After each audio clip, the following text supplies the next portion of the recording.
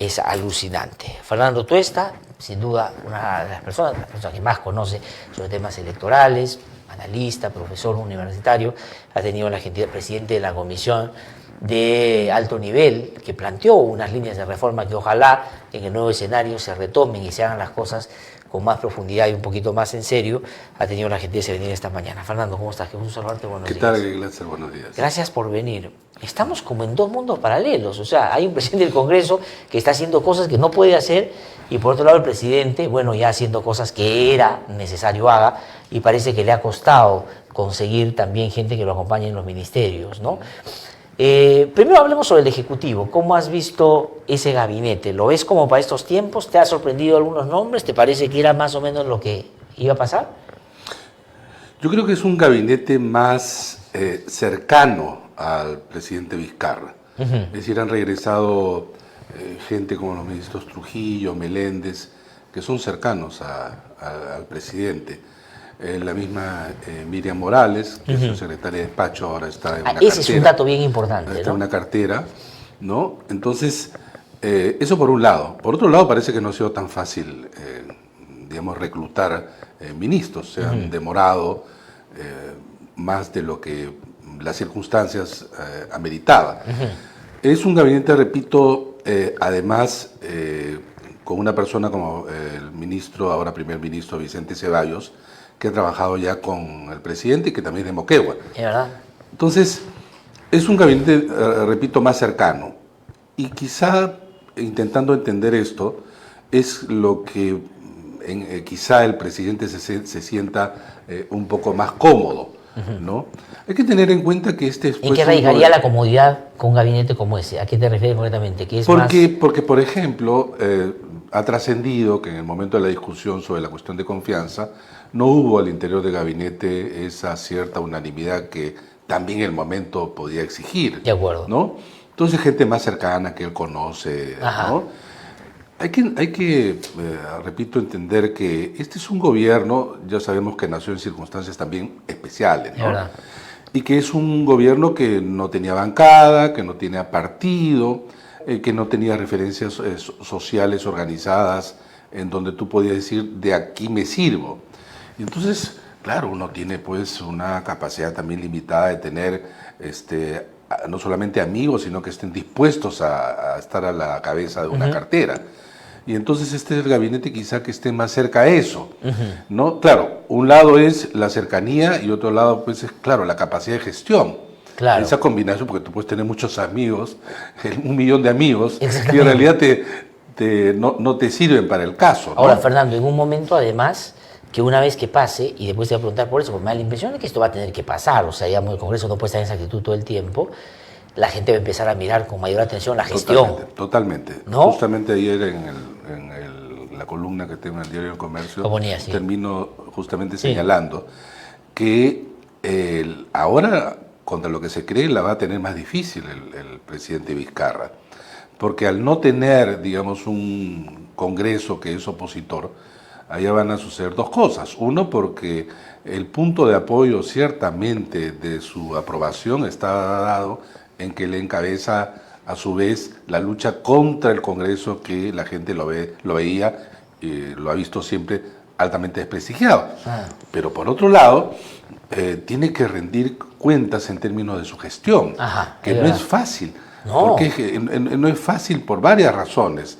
Porque justamente al no ser un gobierno que tiene un equipo más allá del pequeño, hacer caminar el aparato del Estado con líneas maestras para que tenga un efecto de éxito, digamos, casi inmediato, porque la gente no le va a dar 100 días, la gente no es que le va a dar un cheque en blanco, la gente apoyará, probablemente en las encuestas aparecerá bien ahora. La primera, sí, la que se va a hacer, primera, sin duda, ¿no? Sin duda. Como un hipo, pero luego va a tener que enfrentar, yo diría, una etapa más dura, incluso. Claro, porque ya la estaba enfrentando en alguna medida con lo de Tía María, Así ¿no es es, cierto? Ese era un así caso, es. creo que me parece muy importante, el tema de la ley de competitividad, que a sectores que eran aliados a Vizcarra, Así es. ya les empezaron a marcar distancia. Así Por eso es. es que las últimas manifestaciones no fueron tan nutridas, porque gente decía, Así dice, es. con el tema de los mineros y la policía, lo de San Sin Marcos, duda. o sea, decir, ya había Sin otras duda. cosas. Ahora, claro, es como que, claro, el cuco no se comió al niño, sino el niño se comió al cuco, pero ya no hay cuco. Así es. Entonces, ahora sí, ya ponte a... Claro, ahora, también es cierto que las elecciones pueden canalizar también el conflicto, suele suceder esto. Sin embargo, estas elecciones no solamente son particulares, como todo esto es novedoso, es inédito en nuestra historia republicana. Sí, pues. Nunca ha habido una disolución constitucional del Congreso, como nunca ha habido elecciones solo parlamentarias derivadas de la disolución del Congreso. Entonces, vamos a tener, se puede canalizar, yo diría, a través de las elecciones, pero no tanto. Y no tanto por lo siguiente, son elecciones de un periodo bien corto, Claro. el 26 de enero, y viendo el cronograma, todavía no lo han presentado los organismos electorales, pero conociendo más o menos las etapas, tú vas a tener el mes de lo que va de octubre, noviembre, en la organización del aparato electoral. Eso no atrae ni interés y eso es una cuestión administrativa electoral. En diciembre se van a comenzar a conocer los candidatos, Sí, pues. pero ni siquiera de forma definitiva. Pero en diciembre se apaga medio mes. No van a Porque tú competir con tienes- Papá Noel, como dijo el con las otro día, fiestas, claro. viene vacaciones, la gente suele desinteresarse en la política.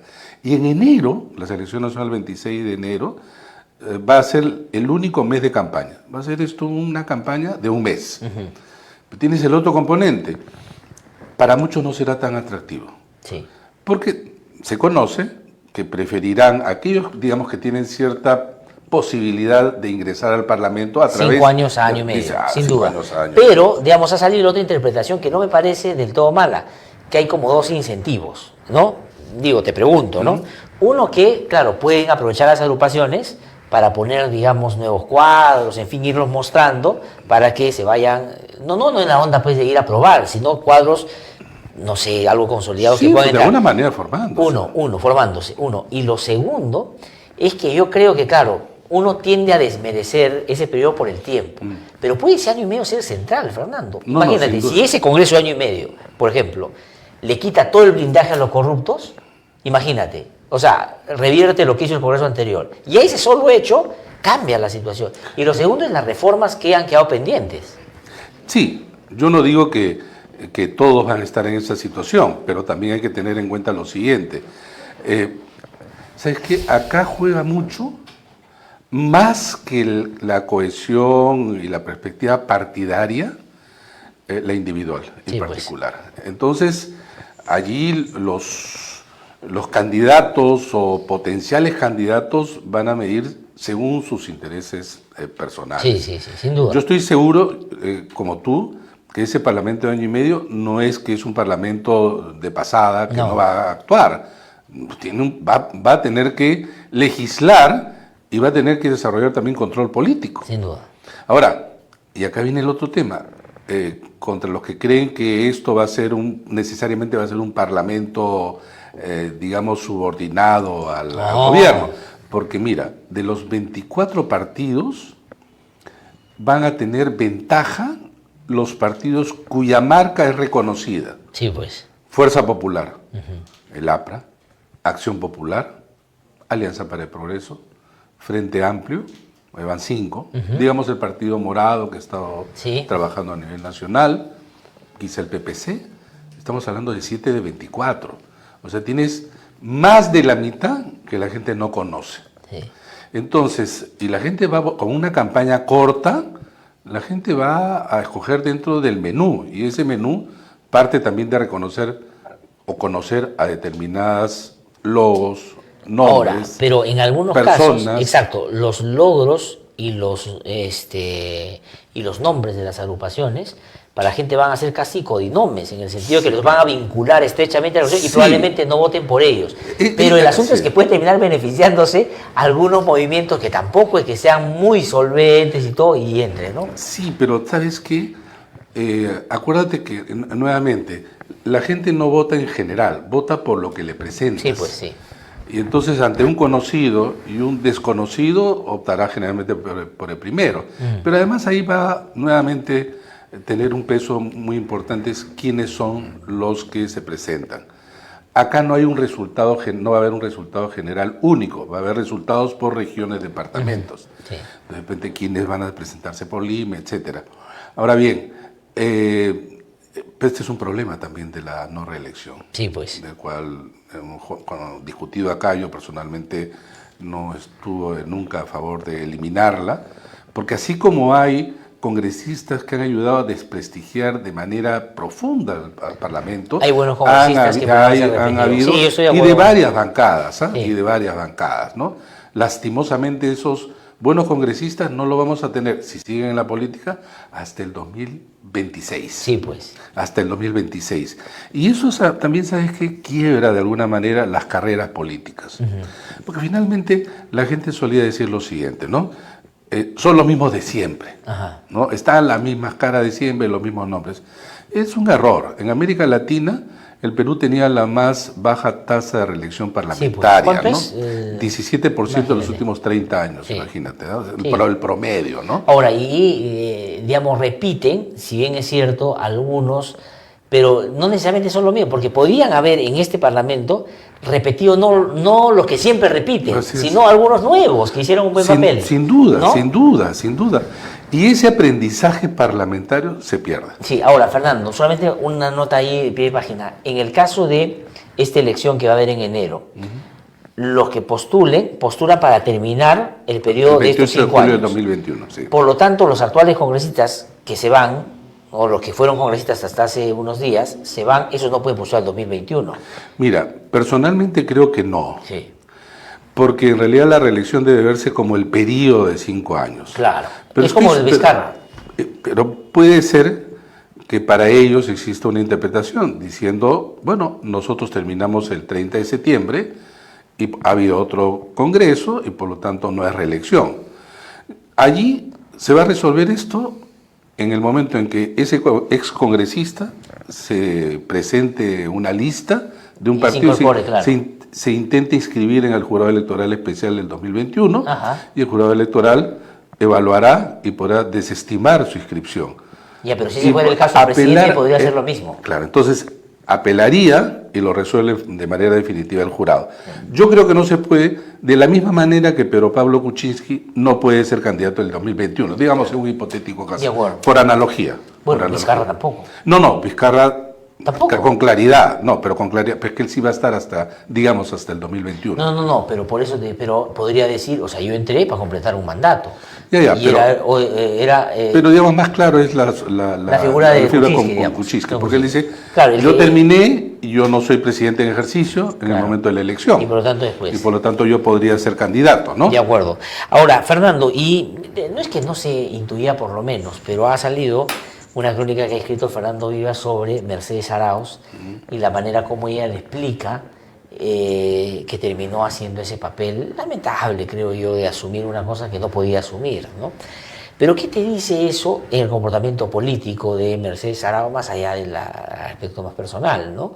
Porque ella ahora lo que dice es que casi fue obligada a una situación de esa naturaleza y lo hizo sin ganas, ¿no? Y me da la impresión de que la denuncia por usurpación la ha como desalentado un poquito, pero ¿cómo lo ves tú a ella como personaje político en medio de esta crisis? Yo creo que la dinámica de polarización la llevó a estar en una situación en donde tenía ya poca posibilidad de no hacer lo que hizo. Digo poca, no digo ninguna, ¿no?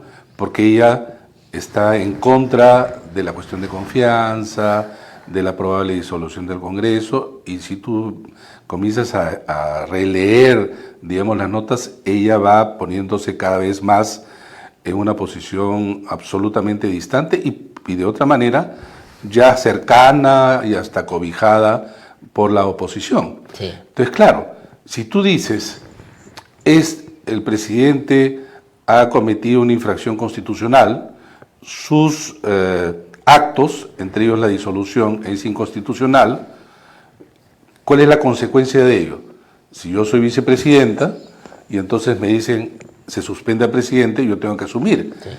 Claro, en ese momento diría, oye, yo no voy a hacer esto, Sí. y tenías a todo el grupo de la mayoría opositora alrededor donde dice nosotros depositamos en ti, era pues muy difícil. Lo único que creo que pudo hacer a lo más es decir no me pongo la banda presidencial y trato de caminar en esa frontera bastante peligrosa que ella termina por liquidar al día siguiente cuando en esa entrevista Sí. a la prensa extranjera señala que es solamente Político. Sí, claro, un acto simbólico y nada más, ¿no? Ajá.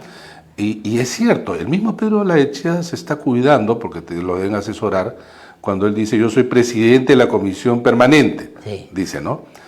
Y digo, se está cuidando porque efectivamente puede ser acusado por usurpación de funciones. Pero en el caso de Mercedes Arauz ya tiene una denuncia. Pero la Ya chica hay una también, denuncia, ¿ah? creo. Sí, Los creo dos. que lo... Claro, No, pero... yo creo que a ella le han hecho notar después de la denuncia que puede terminar en problemas. No solamente Y- una, sino varias. Y sabes qué, Glatze, acá hay un tema que probablemente quienes han sido denunciados en su momento conocen. Las denuncias pues no tienen un efecto inmediato en términos de su solución, ¿no? Su consecuencia final, digamos. Claro. Esto demora. 5 Pero o 6 años después te cuando cae. tú demoras, Sí. cuando tú te demoras, tienes que ir pues a un proceso, tienes que gastar en abogados. El Olvídate. riesgo que tengas una sentencia desfavorable está allí latente. Estás solo. Porque imagínate, o sola. en el caso de Mercedes Arauz, acuérdate que ella antes de ser congresista estaba ya en México trabajando Así en es, el así Banco es, Mundial, me así parece, y se vino. Imagínate que esa es la suerte que va a correr probablemente después, vaya a trabajar a una Quizá. instancia internacional. Imagínate que cada vez que te citan tienes que venir. No, claro. No, y olvídate. viene, ahora también van a empapelar al otro lado, ¿no? Todos Seguro. se van a denunciar. Ahora, pero Fernando, regresamos al tema que hemos conversado. Era mejor el adelanto de elecciones para todos. Así Pero todos, que así todos. lo están ahora reconociendo Todos. nosotros, ¿no? No, Ya lo están reconociendo.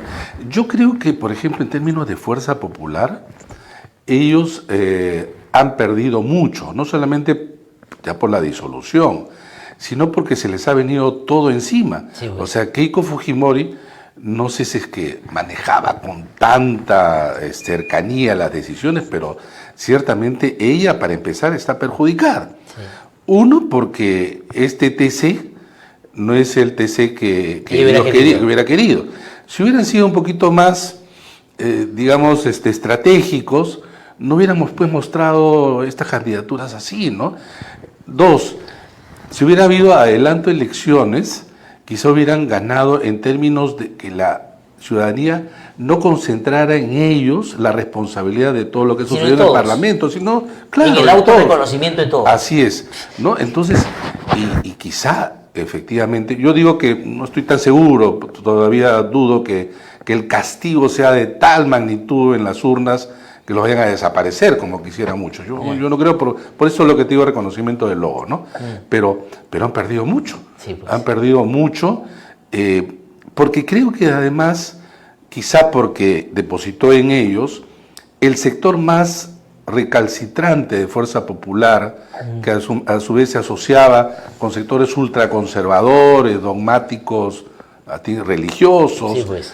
Bueno, en el último mes. El llamado de Becerril ya es desesperación. Dice, convoco a todos los de mis hijos que no te metas para salir a... O sea, ya es desesperación. Becerril es una de las personas que aparece como puntal en Fuerza Popular. Sí. Y yo creo que no favoreciendo a sus mismos, ni bancada ni partido, ¿no? Han sido desplazados a lo largo del tiempo, quizás las personas que tenían mejores capacidades o miradas sobre la política, y aparecen los que tienen pues el grito más alto, ¿no? Claro. Y que a su vez desprestigian a Fuerza Popular y al Parlamento en su conjunto. Allí yo creo que ha perdido Fuerza Popular de manera tremenda, ¿no? Habiendo estado tan cerca del poder, habiendo logrado gran parte del poder, porque haber tenido 73 congresistas, esto es inédito también en la historia política peruana. La historia para ellos hubiera sido radicalmente distinta si su comportamiento estos 3 años hubiera sido la correcta. Claro. Reformas, Sin ideas duda. para el país, Sin un duda. contrapeso pero responsable. Y te aseguro que no hubiésemos ni siquiera estado discutiendo disolución ni adelanto. Si no, oye, pueden sacar más la próxima vez. Si sacaron, Pero además, no son ¿sabes qué? Si tú ves de los 10 candidatos que hubo en el 2016, quienes tenían la más corta, la más cercana distancia ideológica y programática era los que pasaban la vuelta. PPK Sí, Pepe Keiko. y Keiko. Pepe O sea, no Keiko. estabas Keiko, Verónica Mendoza, Keiko, Julio Guzmán. No, estabas PPK y Keiko. Entonces uno dice, si no hubiera estado PPK sino otro, ¿cómo hubiera sido el país? Si estaba casi incendiado. Sí. Y entonces la responsabilidad recaía de manera importante por el poder que tenían en Fuerza Popular. Y ahí sí tuvo evidentemente también una responsabilidad Keiko, Sí, ¿no? Por el clarísimo. momento en que ella reconoce, pudo haber jugado en otro nivel, y yo creo que no estaríamos en este momento también en estas condiciones. Porque hay que decirlo claro, cualquier presidente, PPK, Vizcarra, y te aseguro, en su momento, si hubiera sido Mercedes Arauz, hubiera tenido que servirse de los instrumentos constitucionales para poder equilibrar Claro. y defenderse de un parlamento que, contra todo lo que muchos congresistas dicen, ha sido pues obstruccionista. Sí, claro. Y además la obstrucción puede ser, yo puedo intentar ser obstruccionista y tú también. La diferencia es que yo puedo tener 70 y tantos votos y tú en otro periodo puedes tener 15 votos, Sí, y claro. no es significativo. O sea, depende en qué momento tienes los 73 o la mayoría. Algunos dicen, no, pero ya no tiene 73, tiene 55, pero sus aliados son bancadas, muchos de ellos ex del mismo Fuerza Popular, con lo que habían recompuesto esta mayoría Claro, significativa. Pero lo que creo es, Fernando, y tengo que terminar porque sé que tienes que irte ya, pero ni siquiera con esa recomposición, inclusive cogiendo el argumento de la defensa institucional del Congreso, pudieron parar lo que hizo Vizcarra. Yo creo que al final lo subestimaron. Yo creo que al final la actitud de ellos fue, mira, no lo va a hacer. No, o sea, mira, no lo va a hacer. O sea, hasta el final va a ir y no lo va a hacer. Es que es cierto que en realidad, salvo los momentos de la decisión, en esos interregnos, muchas veces Vizcarra aparece pues como un presidente dubitativo, Sí. que no tiene la firmeza, y ha sorprendido el año pasado con el referéndum, posteriormente con la cuestión de confianza y adelanto de elecciones, y ahora disolución del Congreso. Y entonces, claro, deja descolocados no solamente a sus opositores, sino hasta a sus propios gente que lo apoya, ¿no? Sí. Hay efectivamente se subestima, y por lo tanto el gesto y el acto de sorpresa es mayor. Sí. ¿No? No, pero digamos, y lo que han logrado con eso, no solo, digamos, es generarle problemas a estos que han, en los últimos tiempos, casi impuesto una manera de hacer política, sino que lo ha hecho con el respaldo de la gente, que eso es todo lo Totalmente. importante, es decir, su popularidad, Totalmente. sin partido y sin nada, es un personaje para estudiar, ¿no es cierto? De Sí, hecho, sin duda. y el otro asunto que te quería preguntar también sobre eso, las elecciones, después de que ya el jurado está iniciando, o ya inició, ya son irreversibles, ¿no? Porque finalmente, ¿qué puede parar una elección? Nada, en este momento nada. Ahora, claro, salvo que el TC acepte, digamos, lo que en principio va a ser presentado por la Comisión Permanente sobre conflicto de competencias. Habría que ver, digamos, pero eso no se va a solucionar o no va a resolver este TC, digamos, en unas semanas, probablemente se demore 2 o 3 meses. 3-4 meses. Ya, en O ese sea, en momento enero. ya el proceso electoral ha avanzado de manera muy significativa. El país estará quizá con otros problemas y el problema de la disolución será parte de la historia. Entonces, bien complicado, muy complicado, pero además hay otro componente.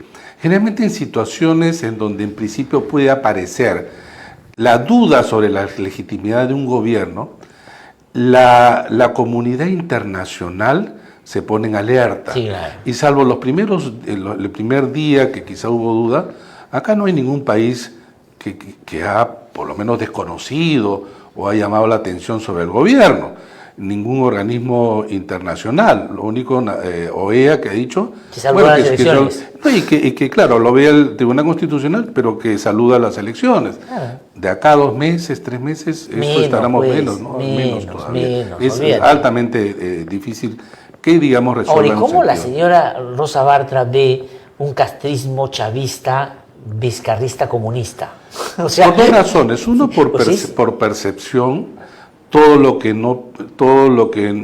que no piensan como yo son comunistas. Sí. Estamos hablando de un pensamiento conservador típico de la Guerra Fría, ¿no? Ahora, Y además apelar, ¿saben qué?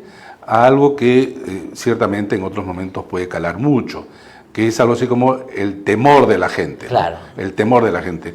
Este señor, este grupo, este partido, este gobierno son, digamos, como Venezuela, y miren cómo está Venezuela, sí. si acá tenemos que ser que 1 millón, vamos a llegar allí, ¿no? Asusan, digamos, o intentan asusar las fibras más sensibles, claro, del temor, ahí, ¿no? Y el miedo. Pero hay ahí, y tengo que terminar con esto, Fernando, agradeciéndote muchísimo, un contraargumento que es muy fácil de verificar. Claro. ¿Por qué no aceptaron adelanto de elecciones? Entonces? No, claro, no, sin duda hay varios. ¿No? O sea, digamos, si es que alguien ha puesto la posibilidad y el riesgo de que Vizcarra se pueda quedar más allá del 2021, son ellos. Claro, sí, claro. O sea, no, sin duda. No hay varios argumentos, o sea, no tiene pues ningún piso. Ama Vizcarra comunista. Ahora, los comunistas están felices. No, los están poniendo en una situación, pero además acá... Que no son, ¿no? Además acá... Calito, ¿cuántos comunistas hay en el Calito? Cuéntate a unos. Los 900.000 venezolanos que están acá dirán... Este no es Venezuela de Maduro, ni se encamina, dirán, oiga, por favor. Sí. Ellos mismos han vivido en carne propia lo que es. Mira, yo te digo, si esos venezolanos, cosa que no pasa, ni tampoco lo estoy alentando, solamente como dato, ¿no? No como dato, sino como ejemplo. Si esos venezolanos votaran, yo te aseguro que están más cerca de votar de Vizcarra, por, digamos, como los han tratado. Claro que sí. O sea, digamos, claro no es que se han venido de Venezuela para estar en un país que va a ser peor que ellos. Castrista, chavista, comunista. No, castrista, chavista, pues simpático. Castrista, chavista, vizcarrista, comunista. Fernando, tú estás con nosotros. Fernando, como siempre, un gusto. Gracias Muchísimas gracias por la invitación. por venir. Siempre interesante tu punto de vista. Voy a